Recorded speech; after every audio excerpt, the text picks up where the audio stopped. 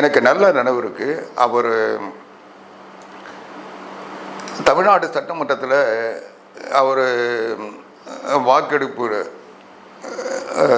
நடத்த வேண்டிய சூழ்நிலை. அப்போது சாதாரணமாக எல்லாரும் இவர் தொடர முடியாது, ஸ்டாலின் வந்து அப்போ கருணாநிதி உயிரோடு இருந்தார், கருணாநிதி எதிர்த்து இவர் வெற்றி பெற்ற முடியுமா, அவருடைய அரசியல் பாரம்பரியம் என்ன, புரட்சி தலைவரையே பார்த்தவர், புரட்சி தலைவியை பார்த்தவர், இவர் ஒரு சாதாரண எடப்பாடி பழனிசாமி அவர்கிட்ட நிற்க முடியுமா, அதனால் அவன் நம்பிக்கை வாக்கெடுப்பில் இவங்களை கவுத்துருவாங்க அப்படின்னு சொல்லி எல்லாருமே பேசினாங்க.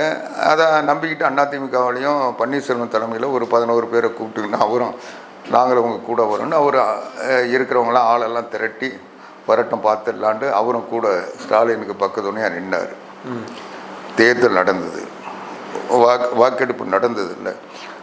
அந்த சம்பவத்தை சொல்கிறேன். அதுக்கு முதல் நாள் நான் இதை விட்டு ராத்திரி ஒரு 9:30-10 மணி இருக்கும். அந்த நேரத்தில் அவர் வீட்டுக்கு போகிறேன்.